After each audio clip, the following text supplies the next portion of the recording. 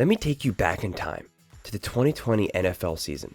Justin Herbert had been drafted 6th overall by the Los Angeles Chargers, and had been doubted by many fans and analysts. Yet, he had blown past all expectations, winning the Offensive Rookie of the Year award after taking over the starting job in Week 2 due to Tyrod Taylor getting injured. The future looked bright. Even though the Chargers missed the playoffs, they looked better than expected, and now had a franchise quarterback to put their hopes in.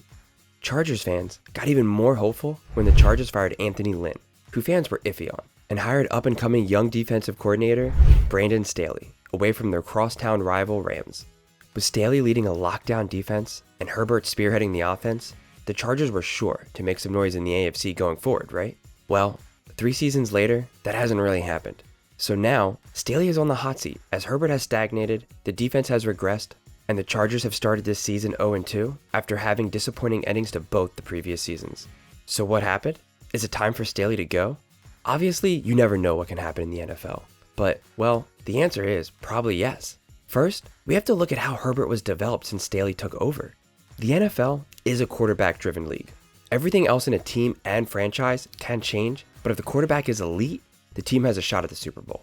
So, Herbert proved his chops in his rookie season when, in just 15 games, he put up 4,300 yards and 31 touchdowns on a 66% completion percentage, and threw just 10 interceptions. Elite numbers for a rookie starter, and the hope was that he'd improve on that. The jump from college to the NFL is huge, so the expectation is that the more years of NFL coaching and experience that a player has, the better he'll get. This is common sense, but it's true, and especially for quarterbacks who have to almost act like a coach on the field. The consistent improvement hasn't quite happened for Herbert though. He hasn't gotten worse, but he also hasn't really gotten much better either. In his sophomore season, he did put up 5,000 yards and 38 touchdowns, but that was over 2 more games and with a higher interception rate and lower completion percentage. His third season in 2022 was more of the same pretty much. 4,700 yards and just 25 touchdowns, but lowering the interception rate again. His QB rating went from 62.6 to 65.6 to 60.2. Consistently good, but yet to truly break out into elite status. One area where one can see a little bit more development outside of stats is his clutch factor. Obviously this is hard to measure, but if we look at fourth quarter game-winning drives, Herbert has led 10 in his career. 1 came in his rookie season, 5 came in 2021, and then he led 4 in 2022.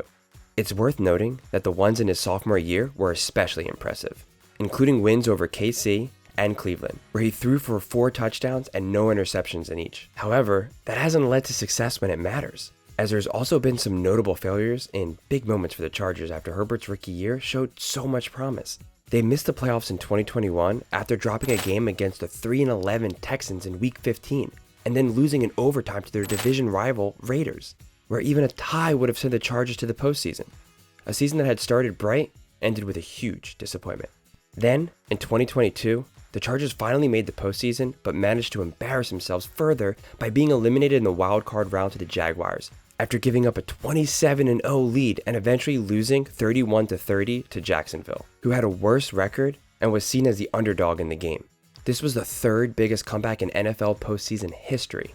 Another season ended with a very bitter taste for the Chargers. Now, the season has seen the Chargers drop their first 2 games of the season despite Herbert throwing for over 500 yards and scoring 4 touchdowns with no turnovers. Clearly, Herbert has continued to be pretty much the same player as he was when he first came into the league, arguably getting a little bit better, but not by a lot. This isn't great to see if you're a Chargers fan, but it's also not the end of the world. Other great young quarterbacks haven't necessarily consistently improved after their breakouts as NFL defenses adapt to the new kid on the block.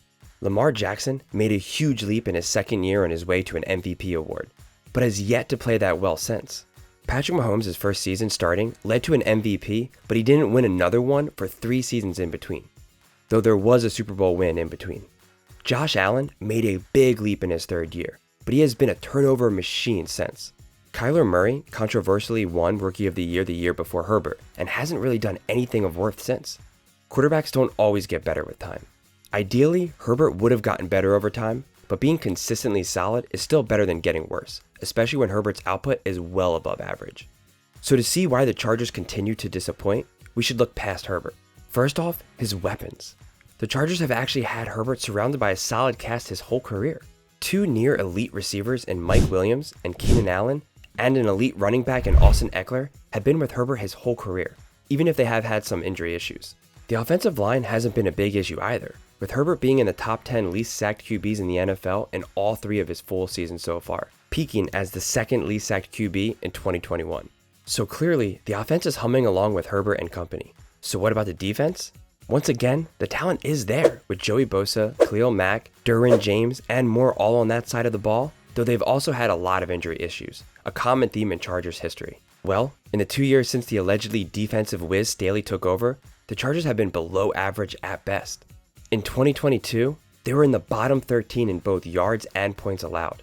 In 2021, Staley's first year, they were bottom 10 in yards allowed and bottom 5 in points allowed. This was actually worse than in 2020, where they were actually in the top 10 in yards allowed and only bottom 10 in points allowed. Staley was hired because the Rams had been the top defense in the NFL in both yards and points in 2020, but he made the Chargers defense worse than it already was. And although the Rams defense did do worse in the regular season, they did still win the Super Bowl without him. To make matters worse, in those 3 losses that ended the Chargers' past 2 seasons in disappointment, Herbert led the team to 29 points versus the Texans, 32 versus the Raiders, and 30 versus the Jaguars. An average of 30.33 points per game would be the best in the NFL last season. Yet in those 3 games, the Chargers gave up an average of 35.66. For comparison, the worst defense in NFL history allowed 35.8 points per season. Clearly, Staley isn't a difference maker for a defense. This year has been more of the same, as the Chargers have allowed the most yards in NFL and the 3rd most points so far. In another unbelievable statistic, something which Chargers fans are unfortunately used to, they are the first ever team with 500 plus yards and no turnovers to start 0-2. In week 2, they were gashed by a Ryan Tannehill-led Titans team that was mostly shut down by the Saints the week before. The Chargers defense was also destroyed this season by the Tua-led Dolphins, and that makes for an interesting situation, as the big comparison that Herbert is usually held to is Tua, since they were drafted back-to-back. Tua is an example of a quarterback that has gotten better each year in the league despite injury issues and finally had his big breakout last season. This breakout happened the same season that the Dolphins fired a defensive head coach in Brian Flores, and instead hired an offensive guru in Mike McDaniel. They also have consistently added weapons for Tua, drafting Jalen Waddle and trading for Tyreek Hill. They are now a franchise with upward momentum and look like true contenders this season, while the Chargers are in limbo. So maybe the Chargers should take notes. They probably don't need to give Herbert many new weapons, but a coaching change is crucial. Flores was a good coach, helping the Dolphins and their defense overachieve with their talent, unlike Staley, who has underachieved. Yet the Dolphins saw that across the NFL, offensive head coaches are the ones with the most success by far. Even Bill Belichick has fallen behind, as coaches like Andy Reid, Kyle Shanahan, and Sean McVay are the ones running the league now. So they hired an offensive guy, one who learned under Shanahan, and gave him shiny new weapons to make their young QB look as good as possible. Even with Tua's recent improvements, he still has not been as good as Herbert in any of their 3 completed seasons so far. So one can only imagine how much better the Chargers could look with a young offensive mind running the team.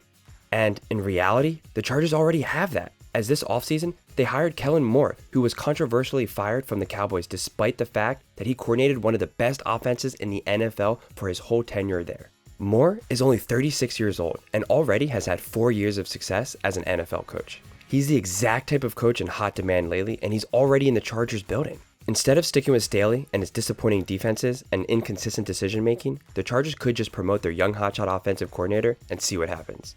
Herbert is too good for them not to try something different.